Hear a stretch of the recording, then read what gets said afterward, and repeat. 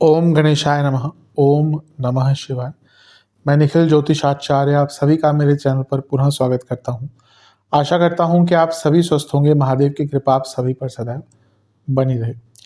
ये वीडियो सिंह यानी कि लियो के लिए बहुत विशेष है, क्योंकि वीडियो है आने वाले सप्ताह यानी कि 31 मार्च से 6 अप्रैल 2025 के साप्ताहिक राशिफल के बारे में। कैसा रहेगा आने वाला सप्ताह सिंह के लिए। जो मेरा साप्ताहिक राशिफल होता है वो प्रमुखतः चंद्रमा और उनकी गति पर आधारित होता है। चंद्रमा एक ऐसे विशेष ग्रह हैं जो बहुत तेज भागते हैं, 2.25 से 2.5 दिन में राशि बदल लेते हैं और मन के कारक भी हैं। तो इस विशेषता के साथ जब वो तेज चलते हैं और उनकी एक और खासियत होती है कि जिस भी भाव में जाते हैं उसको एक्टिवेट कर देते हैं। इसीलिए डे टू डे एक्टिविटीज़ पर उनका इम्पैक्ट बहुत होता है और जब इतनी तेज़ भागेंगे तो उनका प्रभाव बहुत बदलेगा। उस प्रभाव से हमारा जीवन बहुत बदलता है और इसी को समझने के लिए ज्योतिष के माध्यम से थोड़ी बहुत गाइडेंस प्राप्त करने के लिए ये साप्ताहिक राशिफल अति विशेष होता है। क्या अच्छा हो सकता है इसको जानने की कोशिश करें, क्या बुरा हो सकता है इसको समझने की कोशिश करें। इन सभी चीज़ों में साप्ताहिक राशिफल मदद करता है। यदि आपकी लग्न राशि या चंद्र राशि सिंह है, दोनों ही गाइडेंस के लिए इस राशिफल को देख सकते हैं। जहाँ से आपको सूट करता है, रिलेट करता है, वहाँ से इसको ऑब्जर्व कीजिए। व्यक्तिगत तौर पे मेरा मानना है लग्न राशि से देखेंगे तो अच्छा है। इनकेस नहीं पता आपको अपनी लग्न राशि तो आप अपनी चंद्र राशि से भी इसको ऑब्जर्व कर सकते हैं। शुरू करते हैं। चंद्रमा आपके नवम भाव यानी कि आपके भाग्य स्थान में मेष में रहेंगे 31 तारीख को और 1 अप्रैल शाम के 5 बजे तक उनका प्रवास यहीं पर रहेगा। चंद्रमा का भाग्य स्थान में आना अच्छा ही होता है। जैसे मैंने कहा, जिस भी भाव में आते हैं उसको एक्टिवेट करते हैं। तो भाग्य स्थान में आ रहे हैं तो उसका एक्टिवेशन हो रहा है, यानी कि भाग्य का एक्टिवेशन हो रहा है। भाग्य भरपूर साथ देगा। ये लक्ष्मी स्थान है तो लक्ष्मी भी आएगी और एक प्रकार से सकारात्मकता दिख रही है। चंद्रमा 12वें घर के स्वामी हैं, तो विदेश संबंधित अगर कुछ कार्य अटक रहे थे तो उसमें पूर्णता मिलेगी और इसके साथ ही चंद्रमा का यहाँ से पूरा प्रभाव आपके तीसरे घर पर होगा। तो एक प्रकार से सकारात्मकता, ऊर्जा, उत्साह, शौर्य, पराक्रम सब कुछ रहेगा। यात्राओं के भी योग बनते हैं, जीवन की यात्रा भी आगे बढ़ेगी, धार्मिक यात्रा का भी अवसर मिल सकता है, डोनेशन आदि करनी है, चैरिटी आदि करनी है, उसका भी अच्छा टाइम है। तो एक प्रकार से चंद्रमा का नवम भाव में आना आपके लिए बहुत अच्छा प्रभाव लेकर आएगा, बहुत अच्छा रिजल्ट लेकर आएगा। खर्चे थोड़े से बढ़ते हैं कभी कभी जब लक्ष्मी स्थान में चंद्रमा आते हैं। तो अगर 12वें घर का स्वामित्व है, केवल सिंह के लिए ही हो सकता है, लेकिन ओवरऑल बहुत सकारात्मक पूर्ण, बहुत ऐसा लग रहा है कोई अच्छी न्यूज़ भी सिंह के लिए यहाँ पर आ सकती है। नवांश कुंडली बता रही है, बस एक ही दिक्कत है कि आपके आसपास कुछ ऐसे लोग हैं जो बहुत अच्छा बर्ताव करते हैं लेकिन पीठ पीछे आपका नुकसान करते हैं। इनको जानने की, समझने की कोशिश करनी पड़ेगी। दशांश कुंडली बता रही है कि कार्य क्षेत्र में बहुत अच्छा कर सकते हैं लेकिन अपने आप को पूरा अप्लाई नहीं कर रहे, इस पर विचार कीजिएगा। मैंने क्या कहा है, बिजनेस में सब अच्छा है लेकिन विचार बहुत नेगेटिव आएंगे, तो थोड़ा सा सकारात्मक रहिएगा। लव लाइफ, चीज़ों को ठीक करने का प्रयत्न कीजिए, अपनी तरफ से चीज़ों को ठीक करने का प्रयत्न कीजिए, सकारात्मकता रखिए। अगर आप सकारात्मक रहेंगे, आप ऑप्टिमिस्टिक रहेंगे तो चीज़ें भी अच्छी रहेंगी। अभी लग रहा है कि आप ही थोड़ा नकारात्मक स्वरूप धारण कर लिए हैं। वैवाहिक जीवन अच्छा है, चीज़ों को ठीक करने के लिए, कम्युनिकेशन के लिए अच्छा टाइम है। स्टूडेंट्स, जो मैंने अभी थोड़ी देर पहले कहा था कि कुछ लोग हैं जो आपका फ़ायदा उठा रहे हैं, पीठ पीछे नुकसान कर रहे हैं, इनसे बचिए। सेहत के हिसाब से गले के रोग, कफ रोग और जोड़ों का दर्द तंग करेगा। सर्वाष्टक में आपका 6ठा भाव बली है, कुछ अटके हुए काम को पूरा करने के लिए अच्छा टाइम है। 1 अप्रैल शाम के 5 बजे चंद्रमा आ जाएंगे आपके 10वें भाव में यानी कि वृषभ में और 3 अप्रैल शाम के 7 बजे तक यहीं पर रहेंगे। चंद्रमा का 10वें भाव में आना एक प्रकार से अच्छा ही है, अच्छा ही माना जाता है। और यहाँ पे गजकेसरी योग बन गया, ये और भी अच्छा है। और यहाँ पे चंद्रमा उच्च के हो गए और भी अच्छा है। देखिए, गुरु 2 भावों के स्वामी हैं आपके लिए, एक 12वें घर के और एक 8वें घर के और एक 5वें घर के। अब ये जॉब चेंज का बहुत अच्छा योग बन जाता है आपका, क्योंकि 10वें से अष्टम के स्वामी और लग्न से अष्टम के स्वामी दोनों ही 10वें घर में ऑलरेडी चल रहे थे और चंद्रमा ने उनको आके एक्टिवेट कर दिया, जो खुद 12वें घर के स्वामी हैं, यानी कि एक चेंज दिखाते हैं। तो यहाँ पर बहुत अच्छा समय है जॉब चेंज करने का। और अगर विदेश में जॉब ढूंढ रहे थे तो और भी अच्छा है। और अगर नहीं भी जॉब चेंज करना चाहते, 10वें घर में गजकेसरी योग बन रहा है, तो अच्छा काम करने का मौका मिलेगा।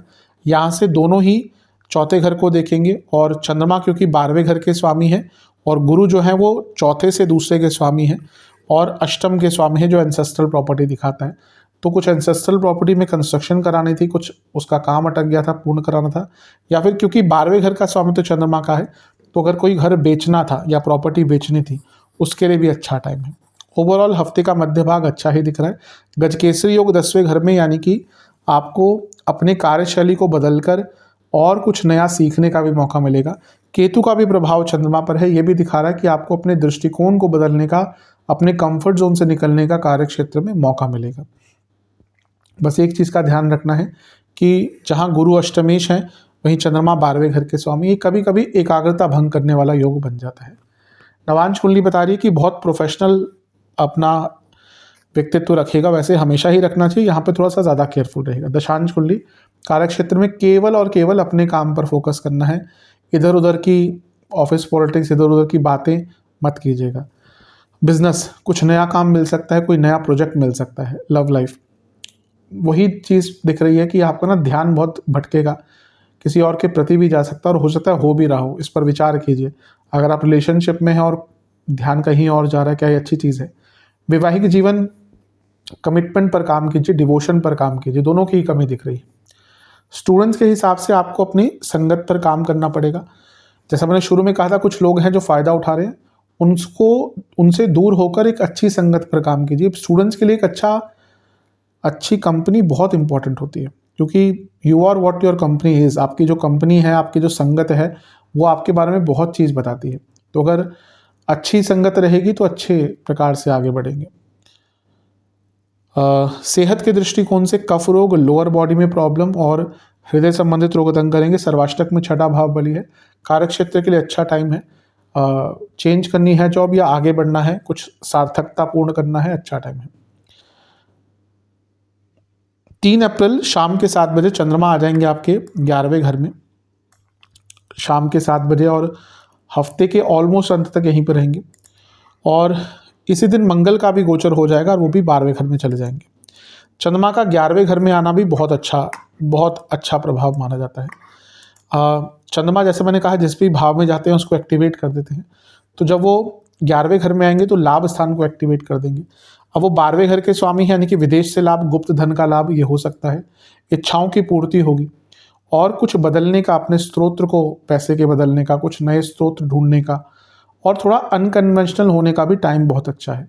यहाँ से चंद्रमा पंचम को देखेंगे और 12वें घर के स्वामी हैं। अगर स्टूडेंट्स हैं, विदेश जाने का प्रयत्न कर रहे थे तो बहुत अच्छा है। एक चीज़ मैं बताना भूल गया कि शनि का प्रभाव रहेगा यहाँ पर जब चंद्रमा होंगे, ये भी बता रहे हैं कि कार्य क्षेत्र में एकाग्रता की कमी होगी।